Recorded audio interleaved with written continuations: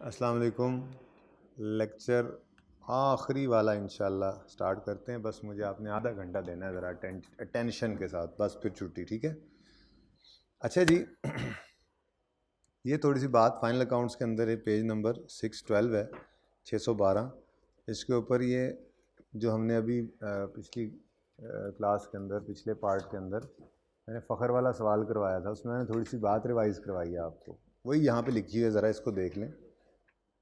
अगर change in accounting policy हो, मसलन IAS 40 में कॉस्ट से फेयर वैल्यू मॉडल पे गए, अभी अभी हमने देखा, या FIFO से एफको पे चले जाएं, तो डील कैसे करना है? रिट्रोस्पेक्टिवली। इसके लिए हमने अभी क्वेश्चन किया है, कौन सा वाला जी? फ़ख्र, ठीक है जी। क्वेश्चन नंबर 1, क्वेश्चन 1, ठीक है जी।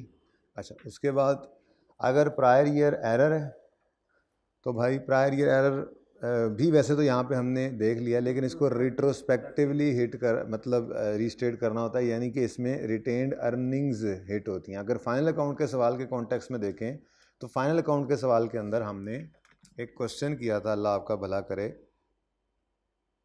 ये कौन से क्वेश्चन खुला हुआ है? क्वेश्चन बैंक है जी, वो मैं दूसरा पास पेपर 4 खोली हुआ है, मैं क्वेश्चन बैंक 4 खोल के समझ आता पास पेपर 4 है।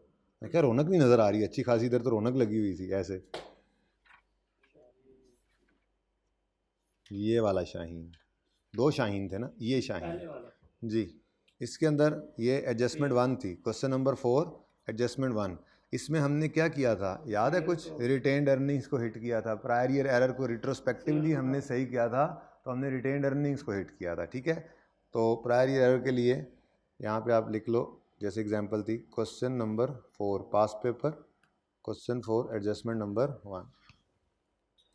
इसी के अंदर चेंज इन एस्टीमेट हमने देखा था। चेंज इन एस्टीमेट क्या है? वो जो हमने मिसाल के तौर पे कहा था, पिछले साल टैक्स की प्रोविज़न बनाई थी, अब उसके अंदर चेंज आ गया, यानी कि CTE प्रायर के नाम से हम एक एडजस्टमेंट करते थे। यानी अगर एस्टीमेट चेंज हो तो हमने कहा था पिछले साल को हिट नहीं करते, बल्कि प्रोस्पेक्टिवली चलना होता है। इसके अंदर भी यही पास पेपर क्वेश्चन नंबर 4 ही है। इसकी एडजस्टमेंट नंबर 5 में ये पहली 2 लाइनें थी, ड्यूरिंग 5 मिलियन, ये वाला नज़र आ रहा है। एडजस्टमेंट 6 में, ठीक है। तो 4 की एडजस्टमेंट 6 की फर्स्ट 2 लाइंस, ठीक है जी। तो ये ज़रा ट्रीटमेंट जहन के अंदर हो, अगर इस तरह से आ जाए तो। IAS सीट की एप्लीकेशन वैसे इस लेवल तक करवाए, होता नहीं, कभी करवा ले इक्का दुक्का, जैसे आपने देख ही लिया है, तो पता होना चाहिए हमें, ठीक है। चलो, अच्छा जी, IFRS 9 के ऊपर आए ज़रा। हैंड रिटन पेजेस आपकी किताबों में दोनों वॉल्यूम्स में होने हैं, अल्लाह करे मुझे मिल जाए, आपको तो मिल ही जाने। ये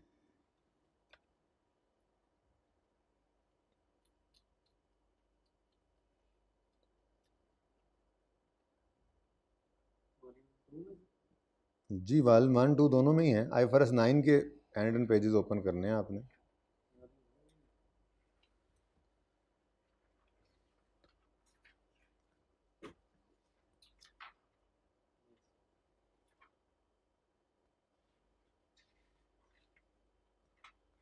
मिल गए हैं जी।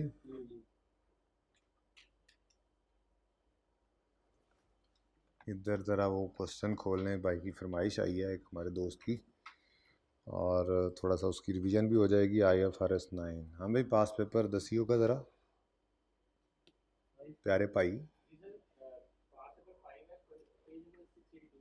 पेज नंबर भाई फरमा रहे हैं 682 पे, तशरीफ़ लाएँ सारे। पता नहीं घर पे बैठे ये लेक्चर ले भी रहे होंगे या नहीं। खैर, ये लेक्चर ना भी लें तो काम तो चल ही जाना था, अंदाज़ा तो आपको हो ही गया होना है। बस तसल्ली होती है उस्ताद की, थोड़ी सी चीज़ें घूम के देख लेता है कि जी चलो चीज़ें पूरी हो गई। 682, ये डिटरमिनेंट लिमिटेड, ये तो किया हुआ सवाल है। अच्छा, कोई बात नहीं, आप कर लें, कुछ कुछ खुद भी कर लें। अच्छा जी, अच्छा जी, ये IFRS 9 का हैंड रिटन पेज है, जिसमें हमने कहा था अगर 20% से कम किसी के शेयर्स बाय करें तो उस पर IFRS 9 अप्लाई करते हैं, वही FVTPL FVT OCI इन्वेस्टमेंट इन शेयर्स के लिए। लेकिन अगर किसी कंपनी में 20% से ज़्यादा शेयर्स बाय कर लें, 50 से नीचे हों, तो वो हमारी एसोसिएट कहलाती है। यानी हम बात यूँ कर सकते हैं कि अगर नो सिग्निफिकेंट इन्फ्लुएंस या विदाउट सिग्निफिकेंट इन्फ्लुएंस हो तो IFRS 9 लगता है, और अगर विद सिग्निफिकेंट इन्फ्लुएंस हो हमारी इन्वेस्टमेंट, विद सिग्निफिकेंट इन्फ्लुएंस हो नहीं, तो फिर वो हमारी एसोसिएट बनती है। अब अगली बात, अगर तो हम कंसोलिडेशन कर रहे हैं, there is no other option but equity method, ठीक है। अगर कंसोलिडेशन कर रहे हैं, हमारा सिग्निफिकेंट इन्फ्लुएंस है, तो कंसोलिडेशन करते हुए हमने सिर्फ इक्विटी मेथड फॉलो करना है। लेकिन अगर हमने इतने शेयर्स खरीदे हैं और हमने सेपरेट फाइनेंशियल स्टेटमेंट्स बना रहे हैं, तो उन सेपरेट फाइनेंशियल स्टेटमेंट्स के अंदर हमारे पास ये 3 ऑप्शंस थे, चाहे तो कॉस्ट पे रखें, चाहे तो FVTPL, FVT, OCI यानी IFRS 9 में ले जाएं, और चाहे तो सेपरेट के अंदर भी हम इक्विटी मेथड में कर लें। फिर मैंने आपको कहा था कंसोलिडेशन के कॉन्टेक्स्ट के अंदर तो ये काम आपसे करवाता है, ये काम करके देता है। इंडिविजुअल में कॉस्ट पे रखा होता है और कंसोलिडेशन में आपसे इक्विटी मेथड लगवाता है। इक्विटी मेथड का मतलब वर्किंग सेवन आपने बनानी है, इन्वेस्टमेंट इन एसोसिएट, ठीक है। ये बात समझ आती है कि अगर विद सिग्निफिकेंट इन्फ्लुएंस है तो इधर ले आना है। कंसोलिडेशन में तो ऑप्शन ही कोई नहीं है, सेपरेट के अंदर ये 3 ऑप्शन हैं, और अगर विदाउट सिग्निफिकेंट इन्फ्लुएंस है तो फिर इधर नहीं आ सकते, फिर आपको IFRS 9 में रहना पड़ता है। Keeping in view this discussion, इस क्वेश्चन के अंदर आते हैं 1 की तरफ। अब पॉइंट वन की बात होने लगी, ठीक है। DL has classified investment in Jubilant as an investment in associate. उन्होंने इसको क्लासिफाई किया हुआ as an investment in associate. पहली बात तो ये है कि उन्होंने इसको ये वाला बनाया है, पता नहीं है कौन सा, फिलहाल तो उन्होंने ये वाला बनाया है, ठीक है। अगली बात, एंड अकाउंटेड फॉर यूजिंग, एक तो इन्होंने ये वाली बनाई है, दूसरी इन्होंने ये मेथड यूज किया है अभी तक जो उन्होंने बात की है, जो उन्होंने अभी तक बात की। मैंने तो अभी अगली बात पढ़ी नहीं ना, मैं कह रहा हूँ उन्होंने क्लासिफाई किया इन्वेस्टमेंट, जुबिलेंट वाली इन्वेस्टमेंट को एसोसिएट वाली, और ये मेथड भी उन्होंने लगाया हुआ। अच्छा जी, आगे वो कहता है despite having no significant influence over JL। गलती है, यही तो गलती है, यानी सिग्निफिकेंट इन्फ्लुएंस नहीं है तो आप इधर रह ही नहीं सकते।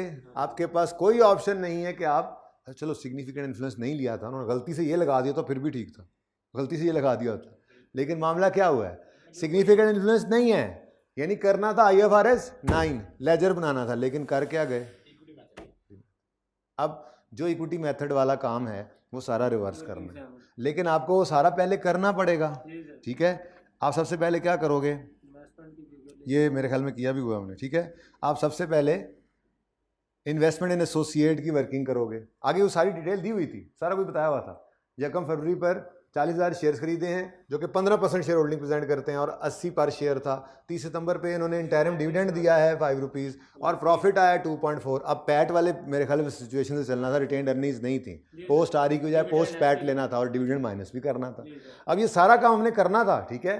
तो fair value of each share of JL was 70। ये जो गलत वाले है उसमें तो इस्तेमाल नहीं होनी थी। अब हमने पहले ये किया, सारा कुछ इतने की इन्वेस्टमेंट खरीदी, पोस्ट पैट, ये डिविडेंड, ये क्लोजिंग, ठीक है जी। ये एंट्री उन्होंने की थी। इन्वेस्टमेंट डेबिट पहली वाली तो सेम थी ना, उसमें तो मसला नहीं था, इसलिए मैंने वो कार्ड दी थी जब सवाल करवाया था, ठीक है। Investment debit P&L credit, cash debit investment credit, dividend की entry, cash debit dividend income नहीं होती, ये उन्होंने किया था। अब इसको उल्टाना है और ये करना था। 3200 तो सेम एंट्री, इसमें तो कोई मसला नहीं है। मसला ये कि क्लासिफिकेशन गलत हो गई, मतलब क्लोजिंग को 250 पे लाना था, 400 का लॉस, तो ये एंट्री होनी थी।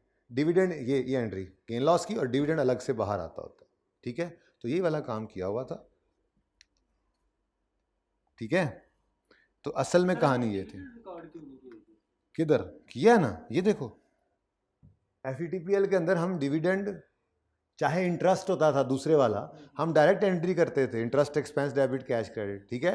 और यहाँ पर इंटरेस्ट इनकम भी होती थी, तो cash debit interest income FVTPL है ना, ठीक है। इसी तरह से ये शेयर्स का डिविडेंड बारों बार, डिविडेंड तो वैसे भी बारों बार ही रखते थे हम FVT OCI के अंदर भी, डिविडेंड की एंट्री यही होती थी, इस अकाउंट के अंदर नहीं आता था, इसमें हमारी इक्विटी पे नजर आती थी। तो इसके अंदर फिर जब जो इक्विटी प्रॉफिट इधर ऐड कर देते थे तो फिर डिविडेंड भी यहाँ से माइनस करना पड़ता था। ओके डन, चलें जी। अब अगर इधर बात आ ही गई है, अगर इधर बात आ ही गई है तो मेहरबानी करें और एक सवाल कर दें, इसका थोड़ी सी रिवीजन हो जाए इसकी। पेज नंबर 658 पे एक क्वेश्चन है, थोड़ा डिफरेंट है, करवाना था वो भी नहीं हो सका था। ये जी अजी पांचा, पेज नंबर 658, क्वेश्चन नंबर 33। मुझे पता है नीचे सोल्यूशन आपको नज़र आ रहा है, लेकिन प्लीज़ आप सोल्यूशन को ना देखिए जी। करें काम शुरू। ओके। ऑन यकम January 1, AG Pancha limited has the following capital and reserves. Share capital 1 rupee 1 ordinary share, और रुपीज़ में भी 1 मिलियन है, मतलब 1 रुपये का शेयर रहा होगा। देखो ना, 1 रुपये का शेयर है तो 1 मिलियन ही शेयर है। 1 मिलियन शेयर इंटू 1 रुपी करते हैं तो रुपीज़ 1 मिलियन शेयर कैपिटल आ रहा है। शेयर प्रीमियम है 2 लाख। रिटेन्ड अर्निंग्स है 5670। During the year 1 following transactions took place. यकम जनवरी पे एन इशू ऑफ ₹100,000, 8%। ये क्या होता है? Coupon rate. ये कूपन रेट होता है, ठीक है। 8% रिडीमेबल ₹1, मतलब ये क्या है इसकी फेस वैल्यू। समझ आ रही है? तो ये आ गया कूपन रेट, ये आ गई face value. Redeemable preference share, redeemable है यानी लायबिलिटी है, डेट इंस्ट्रूमेंट है, ठीक है। और इशू कर रहे हैं तो मतलब फाइनेंशियल लायबिलिटी है, ठीक है ना। अच्छा, एट अ प्रीमियम ऑफ 60%, यानी कि 1.6 का एक शेयर, ठीक है जी। Issue cost are, issue cost का याद है कुछ? इशू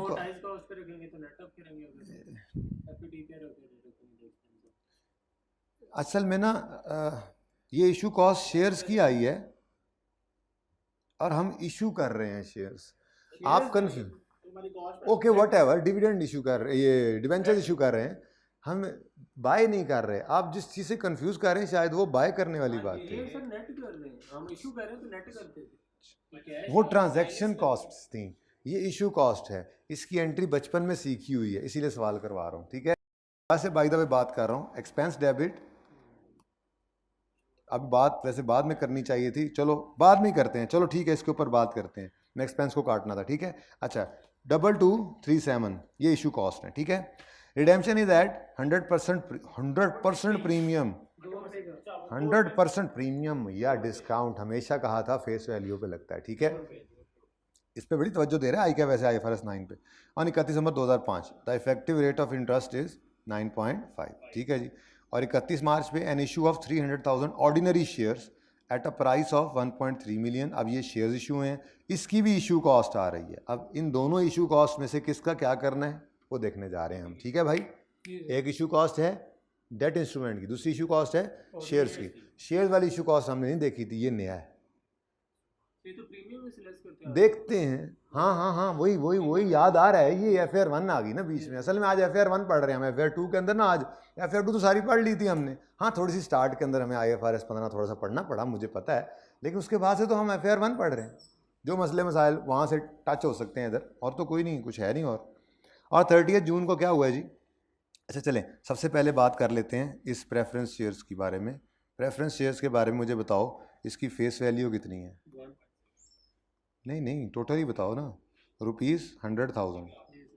हाँ, वो जाहिर सी बात है, हैं भी 100,000 क्योंकि ये ₹1 है, ठीक है। ये फेस वैल्यू, ये फेस वैल्यू, ये फेस वैल्यू है, फेस वैल्यू। अभी मैंने इश्यू प्राइस नहीं निकाली, फेस वैल्यू इसलिए निकाल के रख ली है कि फेस वैल्यू पर ही प्रीमियम निकलता है, डिस्काउंट निकलता है, सब कुछ, चाहे वो इशू के वक्त हो चाहे वो रिडेम्पशन के वक्त हो। ये बेस है, इसको यूज़ नहीं करना मैंने कहीं। ये देखो, इस पर लाइन लगा दी मैंने, ठीक है। ये यूज़ नहीं होना, अब इसको यूज़ करके अगली फिगर्स निकालनी है जी। अब मुझे बताओ इशू प्राइस कितनी है? इशू प्राइस कितनी है? उसने कहा था जी 60%, तो इसी को 100,000 को आप 1.6 से मल्टीप्लाई कर दो। और रिडेम्पशन कितनी है? बोलो बोलो। हाँ, 2 लाख, एग्जैक्ट उसी को रिडेम्पशन वैल्यू, रिडेम्पशन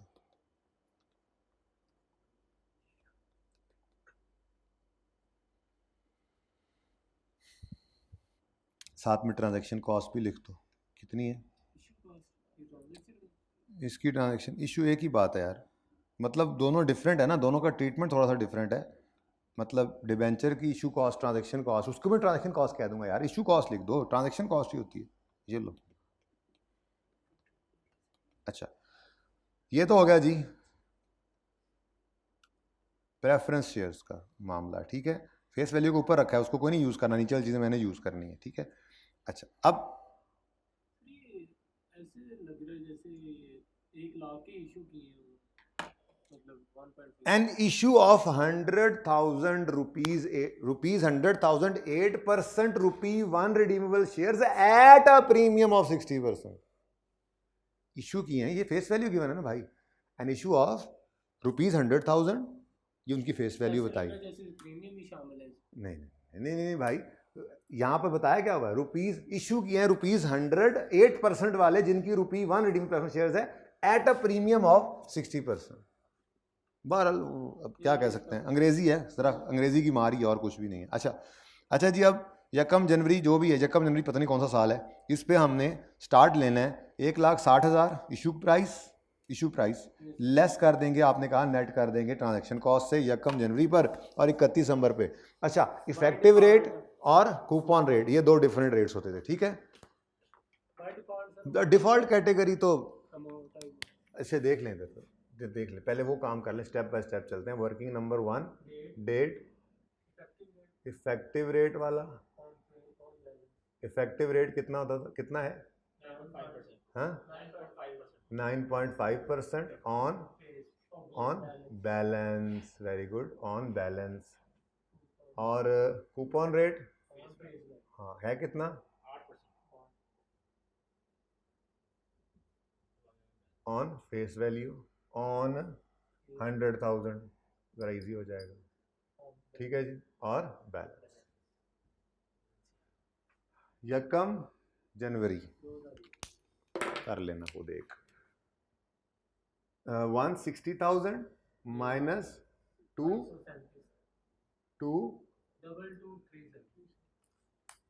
थोड़ा सा और जगह जी, 160,000 माइनस 2237 जी, 157763, ठीक है जी। 31 दिसंबर आया जी, लगाएं इस पे 9.5%,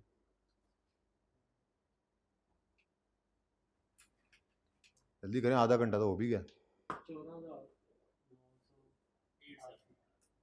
88, चलो आगे बोलो। कूपन रेट 8,000 जी, बस ठीक है। बैलेंस को क्या करना है, उसने क्या मांगा हुआ है देखे ना, उसने क्या मांगा हुआ है। तो पहली entry cash debit financial liability, दूसरी entry interest expense debit financial liability. बस एक्सट्रैक्ट्स भी बनाने हैं, चलो वो भी बना लेंगे, फिलहाल तो रेलिवेंट अकाउंटिंग एंट्रीज तो कर लें। ये लें यकम जनवरी, cash debit financial liability credit, आगे भी बोल दो। हाँ वो तो मैंने लिख लिया हुआ है ना भाई, फिर आप खुद देखें ना। और 31 दिसंबर पर interest expense debit financial liability credit, very good, 14,988, और साथ ही रिसीट भी कर लो। फाइनेंशियल लायबिलिटी रिसीट नहीं, सॉरी पेमेंट है, 31 लायबिलिटी है ना, financial liability debit cash credit 8,000।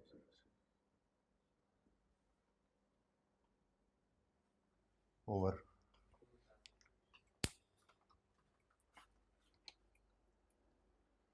अच्छा जी नेक्स्ट, अच्छा ये लिख लें आप, चूंकि उसने एक्सट्रैक्ट भी मांगे हैं, मैंने देख लिया। बताओ 1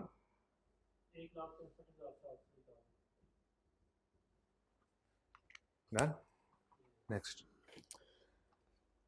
अच्छा जी, उसके बाद है 31 मार्च पे 3 lakh shares, ordinary shares issue किए गए हैं, ठीक है जी, और 1.3 पे किए गए हैं। ऑर्डिनरी शेयर 1 रुपये का एक है, तो 1.3 कैश में आया, शेयर कैपिटल भी और शेयर प्रीमियम भी, ठीक है। और चलें इसकी एंट्री तो कर लें। Cash debit, share capital credit, share premium credit. ये किस दिन है जी? अब वो डेट्स आगे पीछे हैं, उसने कोई रिक्वायरमेंट तो कही नहीं कि पहले सारी इकट्ठी रखो, मैंने अलग कर दिया उसको। ठीक है जी। कैश डेबिट कितने शेयर्स इशू किए हैं? 300,000 शेयर्स हैं और हर शेयर 1.3 का है। उसके बाद शेयर कैपिटल में तो सिर्फ जाएगी फेस वैल्यू, रिवीजन कर रहे हैं असल में हम FR1 की, बाकी चला जाएगा शेयर प्रीमियम में। बैलेंसिंग भी निकाल सकते हैं पर्चे के अंदर तो जी। 3,90,000,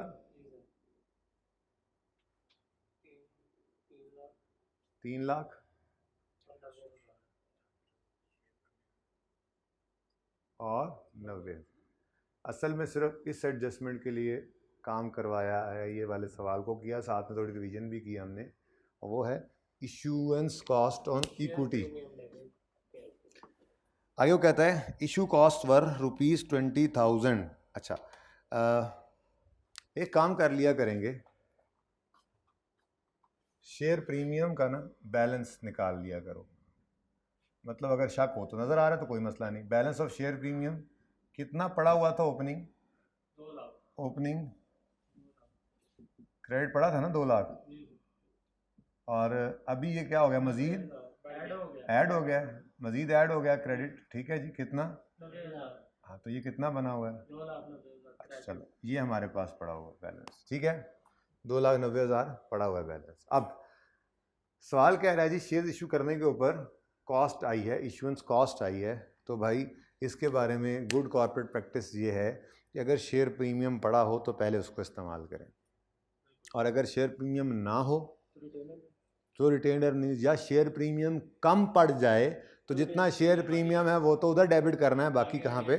हाँ, तो इसकी एंट्री या अमाउंट कितनी है जी? 20,000। इसकी एंट्री कर लो, share premium debit cash credit. इसी दिन शेयर प्रीमियम डेबिट और कैश क्रेडिट। ये क्या है जी? Issue cost. Issue cost, transaction cost क्या लिखा हुआ है? जो लिखा हो वही लिख देता हूँ यहाँ पे जी। कितना? 20,000।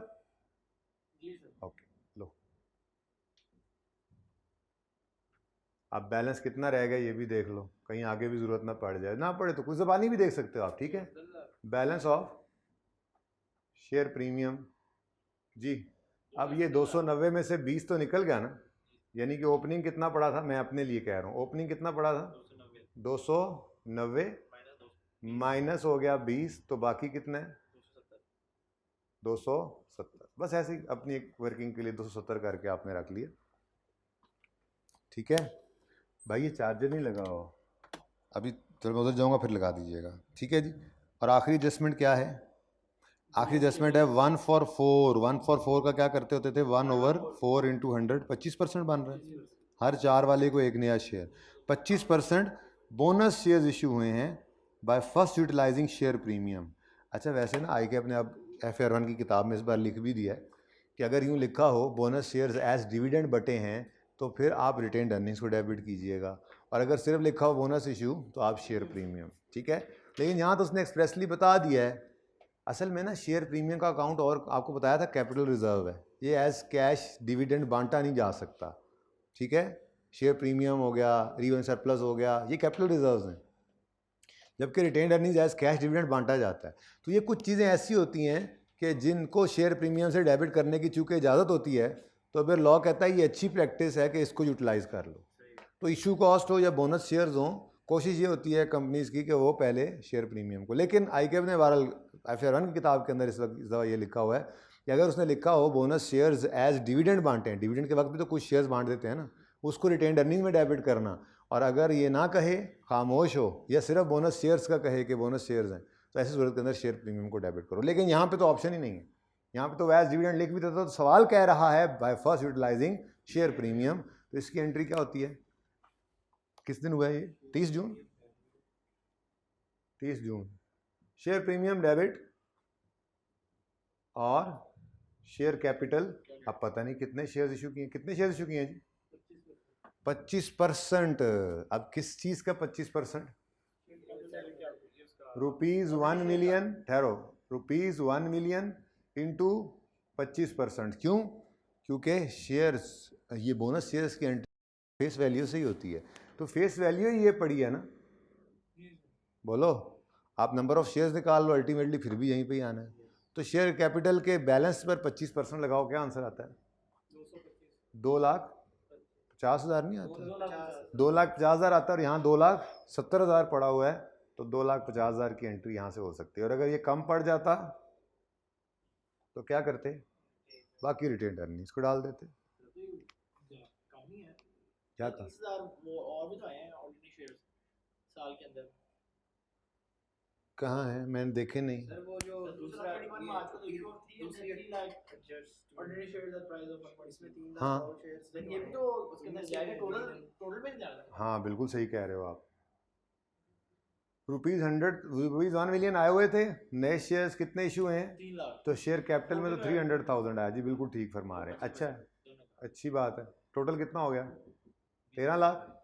अब 13 लाख का तो निकाल दो यार 25%। सही कह रहे हो भाई आप जी। 325। हाँ, कोई एक फैसला करो। 325 3 लाख। ओ सही कह रहे हैं आप लोग, फिर तो फंस गए हम। शेयर प्रीमियम, शेयर कैपिटल तो क्रेडिट होना है, शेयर कैपिटल तो क्रेडिट होना है 3,25,000 से। हाँ चलो शुक्र है, इसका काम आ गया। बाकी कहाँ फेंक दोगे? कितना? 75 50 75 75, ये कहाँ फेंक दो जी? Retained earnings.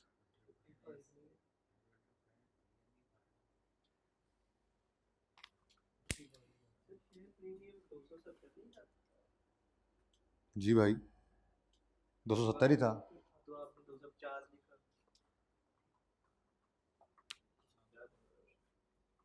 290 में से आप लोगों ने लिखवाया 270 आ गया। अब 30 और ये 55 हो गया। ठीक है जी, सही फरमा रहे हैं भाई। मुझे लगा शायद माइनस हो गया होगा 20। ठीक है जी।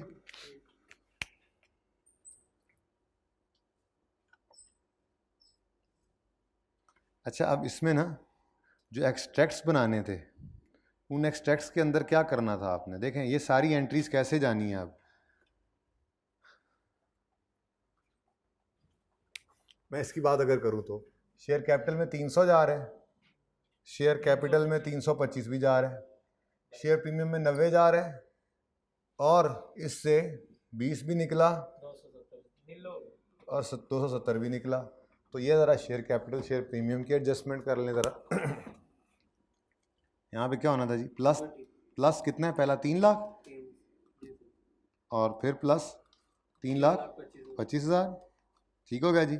ये जो भी आंसर आना है वो आप लिख देंगे, ये आपके एक्सट्रैक्ट्स में आएगा ना। सही हो गया ना अब ये? ठीक है। उसके बाद शेयर प्रीमियम है, इसमें 90 ऐड हुआ, 20 निकला, फिर 20 निकल गया, फिर 270 निकला, फिर 270 निकल गया। जो भी आएगा आपको निकाल लेंगे, जो भी आएगा भाई आप निकाल लेंगे। ठीक है। उसके बाद आती है रिटेन्ड अर्निंग्स। अब वो कहता है profit for the year before accounting for above was 508। देखो ये क्या है? ये यकम नहीं, वो तो नहीं लेस होनी, वो तो कहीं और हो गई। ये यकम जनवरी 2001 का ओपनिंग बैलेंस है। इसमें प्रॉफिट ने ऐड होना है या नहीं होना? बिल्कुल होना है। अब वो कितना है बिफोर एडजस्टमेंट्स? 5,08,500, यही है। अब देख लें इसमें कोई एडजस्टमेंट्स भी हैं या नहीं है। 55,000 से भी एक हिट पड़ी है इनको।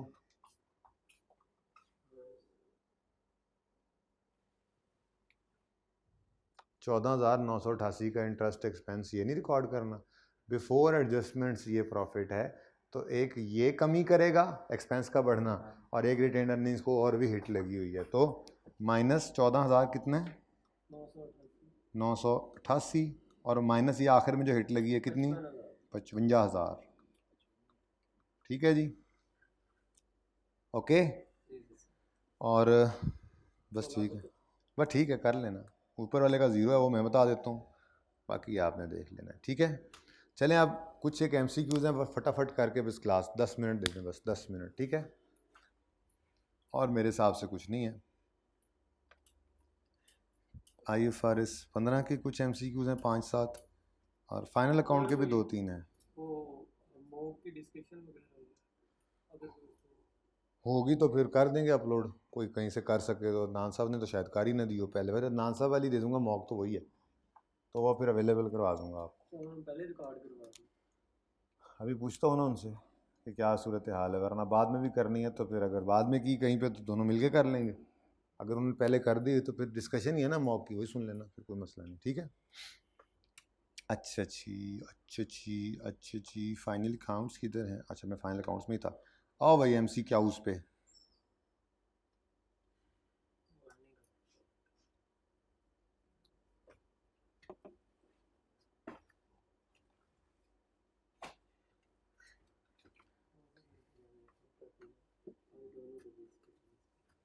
अच्छा जी MCQ नंबर 42 देखें, पेज नंबर 727।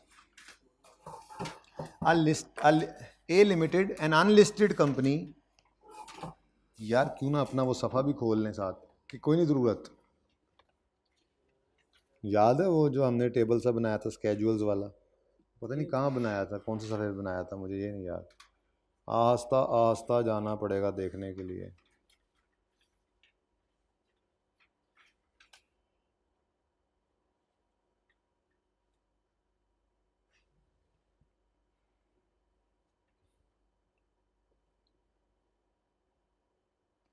ये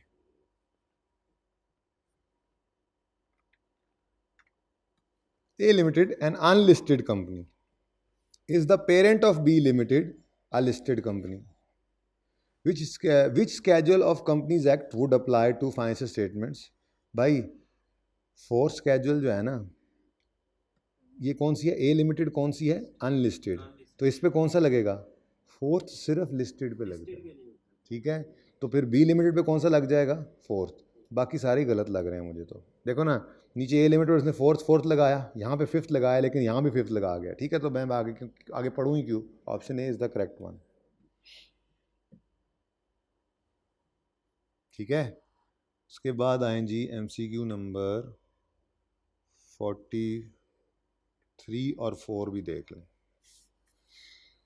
With regard to accounting regulations in Pakistan, Institute of Chartered Accountants Pakistan is responsible for establishing accounting rules that must be followed. नहीं, ये तो नहीं लग रहा। Recommending accounting standards to SECP, बिल्कुल recommend करते हैं ये। Issuing notification in official gazette in respect of accounting standard to be applicable, नहीं भाई ये भी नहीं करते। Approving accounting standards नहीं है, अप्रूवल भी हम नहीं करते, सिर्फ रिकमेंड करते हैं। बहरहाल ये थ्योरी के अंदर किताब में लिखा हुआ है, लेकिन कितनी थ्योरी बंदा पढ़े, फाइनल अकाउंट्स के अंदर थ्योरी काफ़ी ज़्यादा है, ठीक है। बहरहाल हमारा काम सिर्फ ये है कि हम रिकमेंडेशन दे देते हैं SECP को कि कौन कौन से स्टैंडर्ड जो है वो एप्लीकेबल होने चाहिए, ठीक है। अच्छा 44, which of the following accounting framework and schedule of companies act applies to a non listed public company? भाई पब्लिक इंटरेस्ट, ये देखो पब्लिक इंटरेस्ट बहुत सारी थी, लेकिन उन पे क्या था? फिफ्थ स्केड्यूल और IFRS, ये वही है, ये वही है। IFRS और फिफ्थ स्केड्यूल, हाँ जी यही है। आगे जाने की ज़रूरत है? पढ़ना है तो पढ़ लो, A is the correct option. पढ़ना है तो पढ़ लो। IFRS और फोर्थ नहीं, रिवाइज नहीं रिवाइज नहीं भाई नहीं, बस कल ख़त्म, समझ आ रही है। और एक MCQ क्रॉस करना है आपने, हुण भज के आने के सारे, इसको क्रॉस कर दें, भाग के आते हैं, भाग के सारे क्रॉस कर दें सर, हद होगी यार।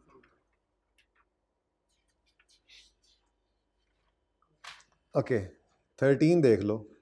इन respect of loans and advances other than those to the supplier of goods और services, the name of name of borrower and terms of repayment if exceeds 1 million together with particular collateral shall be disclosed separately. The above disclosure is required by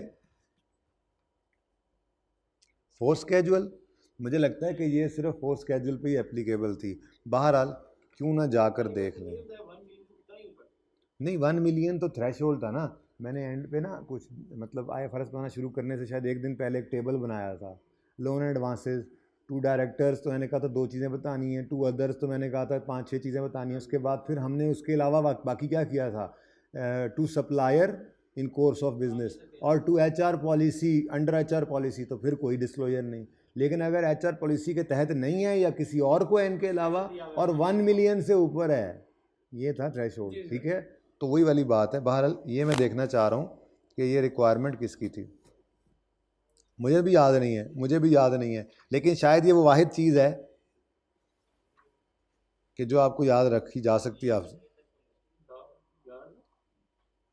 law कहाँ याद रहता है बंदे को, वैसे भी ये बातें कोई नहीं, पर्चे में भी आपको याद रहे न रहे, कोई बात नहीं, कद याद सबके लिए एक जैसा ही मामला होता है। ये देखो जी, ये था ना लोन एडवांसेस, नहीं, सिक्योरिटी डिपॉजिट की बात हो रही थी। ये देखो यहाँ पे क्या लिखा हुआ है, the above para is not required in 5th schedule, ठीक है।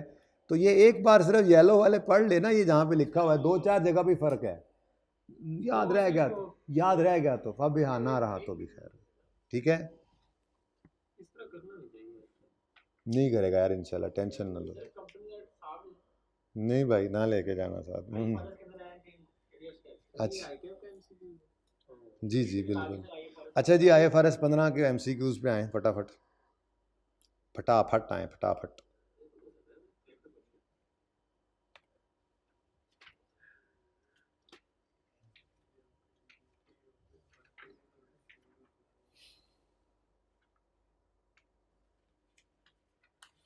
अच्छा जी, ये देखें 35 देख लें पहले।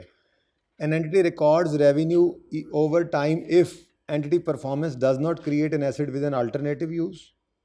हाँ, लेकिन बात पूरी नहीं है। Entity performance creates an asset whose control will be transferred at the end of contract. नहीं, customer simultaneously receives and consume benefit provided. हाँ, ये लग रहा है। Entity has an enforceable right to payment. अच्छा, ये ना दोनों इकट्ठे हैं, ठीक है, अलग अलग तो नहीं है। पेज नंबर 542 लिखा।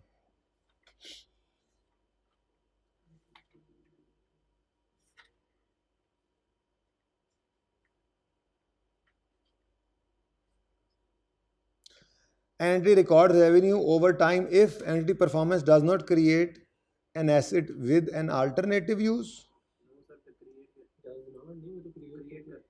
अच्छा, entity performance creates an asset whose control will be transferred at the end of contract. लेकिन दूसरी बात साथ होनी चाहिए थी, ये भी नहीं हो सकता। Customer simultaneous receives and consume, असल में ना ये पूरी की पूरी जो है एक अलग से ही कंडीशन थी, याद है। 3 सिचुएशन में से एक ये थी। अगर ये पूरी हो जाती थी तो हम आगे जाते ही नहीं थे। ये पूरी नहीं होती थी तो हम अगली बात करते थे कि जी वो साथ साथ बनाता जा रहा है और कंट्रोल ट्रांसफ़र होता जा रहा है, रफ़ी के घर वाला फर्नीचर। फिर तीसरे से पॉइंट के ऊपर जाके ये था, आपके लिए स्पेशलाइज्ड फर्नीचर बनने लगा था आरून, ठीक है ना। उसके साथ फिर ये दूसरी शर्त भी ज़रूरी होती थी। इसलिए ये दोनों मिलाकर तो पूरे सही हैं, लेकिन वैसे नहीं। इसलिए सी इज़ द करेक्ट ऑप्शन, ठीक है जी। Okay, done.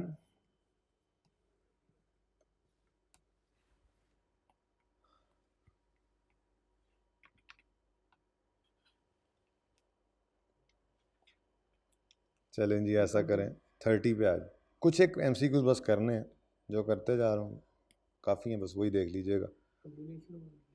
Which of the following is true regarding discount offered on a bundle of product और services. The discount should be applied across each performance obligation in the contract. ये सही लग रहा है। क्या मतलब, बर्गर और क्या था, फ्राइज और बॉटल्स, ठीक है जी। स्टैंड अलोन प्राइस 500, 200, 100, ये कितना बना 800, लेकिन पैकेज दिया था 650 में लेट से, तो ट्रांजैक्शन प्राइस में इसी को बांटा था। यानी कि सारे का सारा डिस्काउंट यहाँ पे ऐसे नहीं कहता कि 150 इसी में से कम कर दें और ये, हाँ सब में होता है, सब में थोड़ा थोड़ा करके जाता है। ये तो सही लग रहा है। Discount should be recorded within cost of sale. हद हो गई यार, कॉस्ट ऑफ सेल में कहाँ रिकॉर्ड करते थे हम, तो सेल को नेट करते थे, सेल को ही कम कर देते थे। यहाँ से फिर सेल इस अमाउंट से रिकॉर्ड होती थी, ठीक है। Discount should be applied to the largest component. जी बर्गर को एलोकेट कर दें, हद हो गई यार। Discount should be recorded as, यार क्या बातें कर रहे हो। ए सही, बस पता लग जाएगा अभी, ये सही ऑप्शन है बस, ठीक है। इसके बाद आप कर लें 26। बस ये आखिरी MCQs है, उसके बाद बस छुट्टी है इंशाल्लाह। स्टेप 2 रिक्वायर्स, स्टेप 2 कौन सा था? स्टेप 1 क्या था? Identify contract. Step 2 identify separate performance obligations. याद आ रहा है? Step 2 require identification of separate performance of, अच्छा उन्होंने बताया हुआ था in the contract. This is often refer to as unbundling and is done at beginning of contract. What is the key factor in identifying a separate performance obligation? मेरे ख्याल में तो separate performance obligation के लिए हम रुले थे distinct के पीछे। डिस्टिंक्ट से हमें पता लगा था कि पीओस कितनी होती हैं, ठीक है। Passing of risk and reward, भाईजान ये तो रेवेन्यू के लिए होता है। रिस्क एंड रिवॉर्ड जब ट्रांसफर होता है तो फिर रेवेन्यू रिकॉर्ड करते हैं, रिस्क एंड रिवॉर्ड ट्रांसफर होने पे पीओ नहीं अलग करते, ये तो गलत है। डिस्टिंक्टिवनेस ऑफ गुड, और हाँ ये मुझे किसी हद तक लग रहा है, लेकिन बाकी भी पढ़ लेने चाहिए, मुनासिब होता है, ये सही लग रहा है वैसे। आइडेंटिफिकेशन ऑफ पेमेंट टर्म्स, ये तो कॉन्ट्रैक्ट की हाँ शर्त थी। एनफोर्सेबिलिटी ऑफ, नहीं भाई नहीं, सही है, जो हमारा शक था वो सही साबित हुआ। अच्छा जी, आप कर लें 24। बस बस बस आखिर हो गई है बस। Identifying contract with customer under IFRS 15। A contract with customer exist when all following criteria are met. When, फिर पढ़ो।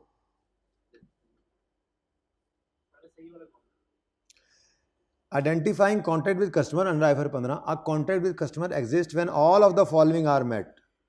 When it is approved and enforceable, can identify each party's right, payment terms and probable to collect. लेकिन पूरे नहीं है इसमें, commercial substance नहीं। बहरहाल ये चीज़ें वैसे मुश्किल है इस तरह की पूछे, क्योंकि आपने ना स्टैंडर्ड ओपन करना है, सामने लिखा होना है, लेकिन पूछ भी ले तो आपको वैसे ही याद है।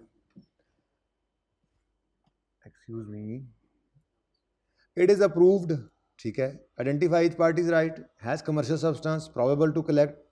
अब इसमें कोई और चीज़ मिसिंग है, कोई एक चीज़ मिसिंग है, 5 चीज़ें होनी चाहिए। अप्रूव्ड है, एनफोर्सेबल है, identify each parties right, commercial substance, probable to collect. यही सही लग रहा है मुझे, क्या ख्याल है, कर दूँ टिक? मुझे तो नहीं लगता कि मुझे एनफोर्सेबल की कोई बात आज तक देखने को मिली थी। फिर देख लो भाई, अप्रूव्ड एनफोर्सेबल नहीं, अप्रूव्ड। एनफोर्सेबल का क्या मतलब? कॉन्ट्रैक्ट वैसे ही एनफोर्सेबल होता है। अप्रूव्ड हो, seller can identify each parties right, seller can identify payment terms, seller has both have commercial substance and it is probable that. तो 5 तो यहाँ पूरी हो रही है। एनफोर्सेबल तो पता नहीं बीच में कहाँ से आ गई एक चीज़, ये क्या चीज़ है? ये तो मैंने 5 शराइत में कहीं नहीं पढ़ा था कि एनफोर्सेबल हो। तो B is the correct option, ठीक है। 5 चीज़ें पूरी, थोड़ा सा ध्यान किया करो। अच्छा जी, अब आ जाएं आप 19 पे। Silver Limited sells a machine on 1 year free technical support for 1 lakh. Free क्या होता है पता ही आपको, एक मशीन है और दूसरी टेक्निकल सपोर्ट है अलग अलग। It usually sales machine for 95 stand on price but does not sell technical support for machine. यार ये तो बहुत आसान बात। चलो, other support services offered by Silver attract a markup of 50। It is expected that technical support will cost Silver Limited 20,000। हाँ भाई, how much of transaction should be allocated to technical support? वही सारा कर लोगे? चलो, मैंने फिर इसका आंसर नहीं लिखा।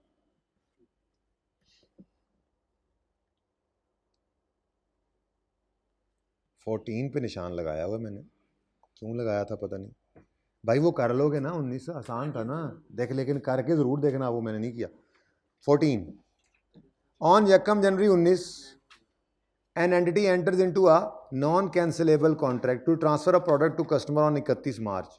1 जनवरी 19 पर नॉन कैंसिलेबल कॉन्ट्रैक्ट हो गया। चीज़ें जानी है 31 मार्च को। Contract require customer to pay consideration of 1000 in advance on 31 January 2019। अच्छा, but customer pays consideration on 1 March 19, then retransfer product on 31 March. What journal entry is required to be pass. हाँ जी, इस तरह का सवाल भी किया हुआ याद आ रहा है मुझे, थोड़ा थोड़ा कुछ समझ में आता है जी। कौन सी एंट्री करनी पड़ेगी भाई? किस दिन? 31 जनवरी को।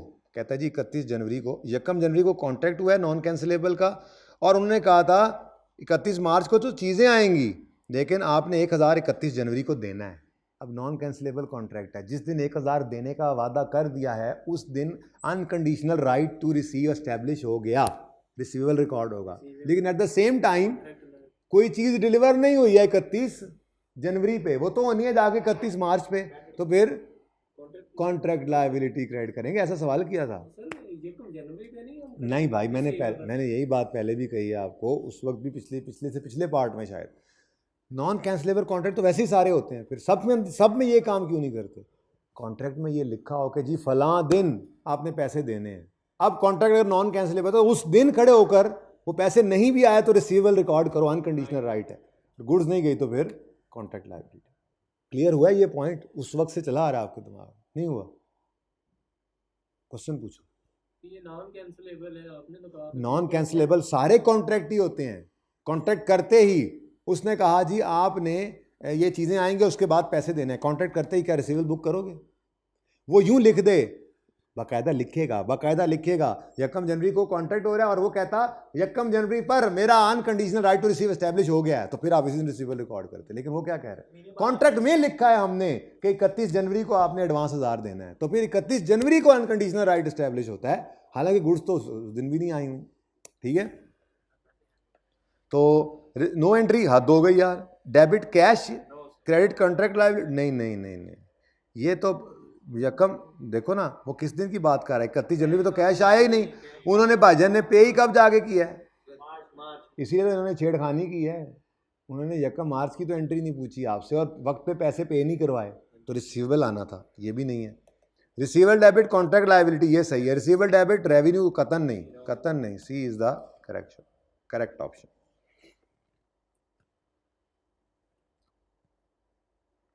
बारहवां कर लें, determining the amount to be. वैसे अच्छा एमसीक्यू था, थोड़ा सा रिवाइज कराया इसने भाई, मसला हल हुआ है तुम्हारा, छोटा सा मसला था वैसे तुम्हारे दिमाग में। Determining the amount to be recorded in the first year of a long term contract with a customer is an example of which step? Determining amount to be recorded in the first year of a,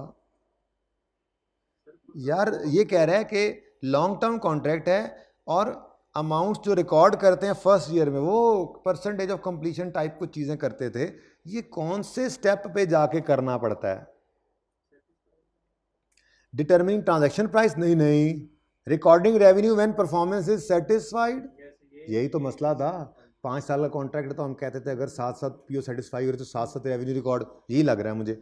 identifying separate, नहीं और नहीं भाई। Allocating और नहीं भाई, गुस्सा करना पड़ता है इसके साथ। ये ऐसी बातें क्यों कर रहे हो? हमें क्लियर पता लग जाता है एक ही है, शक भी कोई नहीं है 2 के अंदर। इतने आसान एमसीक्यूज हैं इसके, फिर भी आप 2 और एमसीक्यूज कर लें। 5 पे आए। बिल्ली लिमिटेड, अच्छा Cad limited sold and installed, यानी कि उनको बेचा भी चीज़ को और इंस्टॉल भी करके आए। An item of machinery for 8 lakh on 1 November included within the price was a 2-year servicing contract which had a value of 2,40,000 and a fee for installation of 50,000. How much should be recorded in CL's revenue in statement of? अच्छा सवाल के अगर सवाल में खामोश हो ना जी regarding, चलो कर लो। How much should be recorded in CL's revenue in statement of profit or loss for the year 31 दिसंबर 2017? हाँ भाई बताओ। देखो भाई मशीन, अब काम करना पड़ेगा थोड़ा सा हमें, ठीक है, थोड़ा सा काम करना पड़ेगा। 8 लाख की मशीन है, बोलो स्टैंड ऑन प्राइस मशीन की कितनी है? 800। उसके बाद इंस्टॉलेशन की कितनी है? 50,000। क्या ख्याल है? अच्छा sold and installed item for, सही कह रहे हो, मशीन का नहीं बताया हुआ। Okay very good. उसके बाद इंस्टॉलेशन का 50 हो गया और सर्विस का कितना है? 2,40,000। पता नहीं, ये नहीं बताया, सही कह रहे हैं, लेकिन ट्रांजैक्शन प्राइस ये है, ठीक है, ट्रांजैक्शन प्राइस। अब क्या करें? मजबूरियाँ, कोई डाटा नहीं दिया, सवाल ख़त्म हो गया, ठीक है। तो ये 800 इधर ले आओ, इसको को भैया आप घर जाएं, हम मजबूरन इसी को ही लेके चलना है। बैलेंसिंग बताओ। 240 और 290 और 510, ठीक है। अब how much revenue should be recorded? भाई ये 50, 5,10,000 तो पूरा हो गया। उसके बाद इंस्टॉलेशन भी हो गई और इसमें से किस दिन इंस्टॉलेशन हुई है? यकम ऑन यकम नवंबर, 2 महीने नवंबर और दिसंबर, तो 240 इंटू 2/12 कितना? 580 टोटल।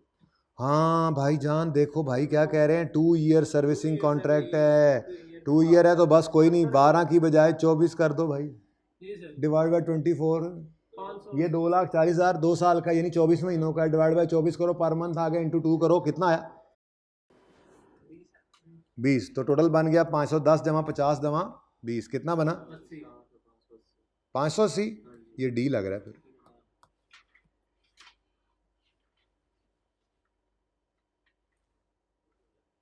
ठीक है जी, और लास्ट एमसीक्यू है जी, सेशन खत्म करते हैं फिर। Number 4, Dariyal limited has prepared its draft financial statements for the year 30 September 14। It has included in the following transactions, which of these have been correctly included in revenue according to IFRS 15। कौन कौन सी चीज़ सही included है? Agency sales of 2.5 million on which RL is entitled to a commission, क्या ये सही है? भाईजान आपको याद है मैंने कहा था एज एन एजेंट जो कमीशन आपको मिलता है, ठीक है, वो क्या कह रहा है? वो कह रहा है रेवेन्यू में शामिल है। रेवेन्यू में क्या शामिल होना चाहिए? भाई नहीं, agency sales of 2.5 million on which RL is entitled to a commission. भाई ये तो कमीशन है, किसी के एजेंट हैं, किसी के बिहाफ पे जो पैसे जमा करने हैं वो तो वैसे ही आपके ऊपर लायबिलिटी है, और आपका तो सिर्फ ये कमीशन का ही मामला होता है, ठीक है ना। एजेंसी सेल सारे की सारी आपने डाल दी हैं भाईजान, आप इसका 10% सिर्फ डाल सकते हैं, ये सही नहीं है, ये आपने गलत रिकॉर्ड किया होगा। Next, sale proceeds of 20 million for motor vehicle which were no longer required by RL है। Sale proceeds of 20 million for motor vehicle which were, यार मोटर व्हीकल ये तो फिक्स एसेट है, वट एवर क्या ये revenue होता है? नहीं सर। भाई ये तो अदर इनकम है, ये भी रेवेन्यू में सही नहीं है। Sales of 15 million on 30 September 14, year end क्या है मुसीबत हमारा? 30 सितंबर 14 ही है, ठीक है। Sale of rupees 15 million on 30 September 14 साल के आखिरी दिन, amount invoiced to and received from customer is 18 million. अच्छा सेल 15 की है लेकिन आई 18 है, which includes 3 million for on going servicing work to be done by RL over next 2 years. अच्छा वो कह रहा है 3 million for on going services work to be done by RL over, लेकिन वो ये कह रहा है the amount invoiced to and received from customer was 18 which include 3। हाँ ठीक है, to be done by RL over the next 3, वो जो उसने इनवॉइस किया है। हाँ ले लिया ना, वो भी तो कर चुका होगा ना, इनवॉइस जो कर दिया उसने, ये बिल्कुल ठीक है। सेल ऑफ 20 मिलियन ऑन, इसको टिक कर दें, सेल ऑफ 20 मिलियन ऑन यकम October to an establish customer who with the agreement of will make full payment of 30 September, RL has a cost of capital of, यार sale of 20 million यकम अक्टूबर साल का पहला दिन है हमारा, ऐसे ही है ना 13, वो कहता है कि उसको वो पूरी पेमेंट करेगा 30 सितंबर 2015 पे जाके, तो सेल्स ऑफ 20 मिलियन तो गलत हो गया ना फिर, 20 मिलियन तो डिस्काउंट करेंगे और फिर डिस्काउंट प्रेजेंट वैल्यू के ऊपर सेल को रिकॉर्ड करना है, ये भी सही नहीं है। ठीक है जी, चलें जी, अल्लाह खैर करेगा। बाकी तो अब क्विकली बस ज़रा आपके साथ 2-4 मिनट बात कर लूँ मैं पेपर को लेकर।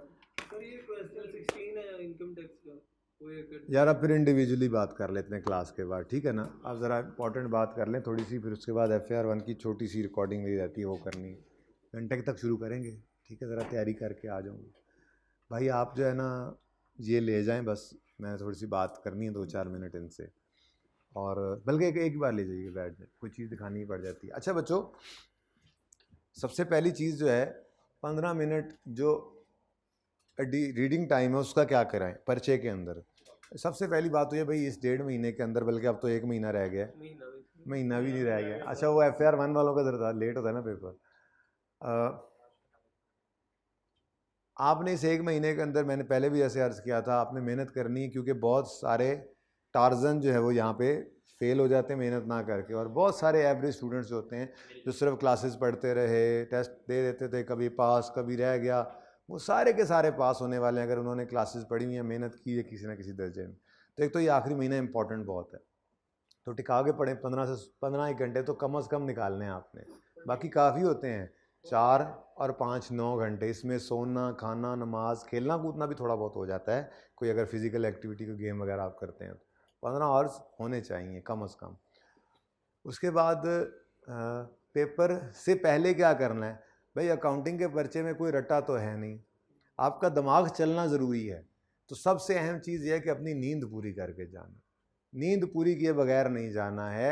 100 सवाल करके गए वो पर्चे में 101वां आता है, और वहाँ पर दिमाग का चलना ज़रूरी होता है। पढ़े हुए में से ही होता है, थोड़ा डिफरेंट तरीके से भी आ जाती हैं चीज़ें। तो नींद पूरी करके जानी है, ये सबसे इम्पॉर्टेंट टिप है।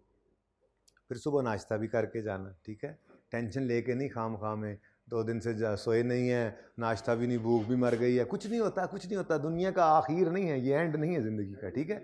हाँ, अगली बात, पेपर के अंदर क्या करना है भाई, पहले 15 मिनट रीडिंग टाइम जो है उसमें पूरा पेपर पढ़ना, ये बिल्कुल उस वक्त को ज़ाया करने जैसा है। आपने सबसे पहले सिर्फ रिक्वायरमेंट्स पढ़नी है, सिर्फ रिक्वायरमेंट्स पढ़ के आइडिया हो जाएगा कहाँ कहाँ से सवाल आया हुआ है, वो चीज़ें हार्ड डिस्क से उठ के रैम में आ जाएंगी। उसके बाद आपने अब 2 से 3 मिनट, 2-1 मिनट लग गए रिक्वायरमेंट पढ़ते हुए। अब आओ सबसे पहले एमसीक्यूज़ को देखो, जो आसान एमसीक्यूज़ हैं उन पे डॉट डूट लगा लो सोल्यूशन के ऊपर, ठीक है। जो मुश्किल लगे, कैलकुलेशन करके समझ आए बात, उसके ऊपर भी डॉट लगा लो, ना आए तो कोई बात नहीं, उससे निशान लगा दो, तो मैं बाद में देखूंगा, तो मैं सेट करता हूँ, ऐसे करके।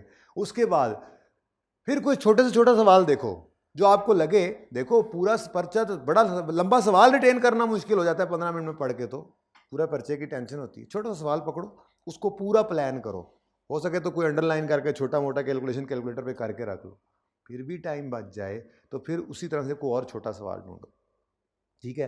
ताकि जैसे ही आपको स्क्रिप्ट मिले आंसर का, आप एमसीक्यूज़ में से भी 60-70% एमसीक्यूज़ लिख जाएं, और कोई एक आधा सवाल आप पहले 10 से 15 मिनट में 10 से 15 नंबर को हाथ डाल जाएं, ये कॉन्फिडेंस आपको सारे पर्चे के अंदर साथ लेके जाएगा। ये इफेक्टिव तरीका मेरे हिसाब से, मेरे तजर्बे के मुताबिक, तो मैंने अपने ऊपर जो अप्लाई किया अपनी स्टूडेंट लाइफ में, या भी बच्चों से जैसे सुना और जैसे देखा, वो यही है कि इन 15 मिनटों को ऐसे, पूरा पर्चा पढ़ने का कोई फ़ायदा नहीं है, वो टाइम ज़ाया करने वाली बात, ठीक है।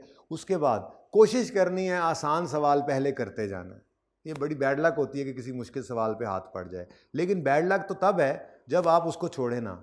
इसका मतलब ये बेवकूफ़ी होती है कि किसी मुश्किल सवाल के ऊपर आप स्टक हो जाएं। बैड लक तो किसी के साथ में हो सकती है, नहीं पता लग रहा सवाल देख कर कि ये फंसने वाला सवाल है या नहीं, अगर गलती से कोई ऐसा सवाल पकड़ ही लिया है तो मार्क्स इंटू 1.8 किया हुआ है आपने। 20 मिनट टाइम था, आप लगे हुए हैं, 20 मिनट गुजर गए, नजर आता है 2-3 मिनट में खत्म होता, कर दो, नहीं होता उसे कहो भाईजान ठीक है, कोई रीजनेबल अजम्पशन लें, अजम्पशन लेके कोई फिगर डालें, आगे चले जाएं। गलती पे गलती के मार्क्स नहीं कटते हैं, पूरा करने की कोशिश करें, पूरा करने। पेपर 90% से ऊपर जिसने हल किया उसकी पासिंग के बहुत हाई चांसेस हो जाते हैं। पेपर हर सवाल को आपने अटैम्प्ट करना है, हर सवाल आधे से ज़्यादा सही करना है। बाकी अल्लाह की ज़ात अली पे भरोसा रखना है, दुआ भी करनी है, मेहनत तो बहरहाल हमारी जो है वो होती ही है, फजल तो अल्लाह का ही होगा, ठीक है। तो बाकी अल्लाह आपको कामयाब करे। ऑल द बेस्ट, अल्लाह हाफिज़।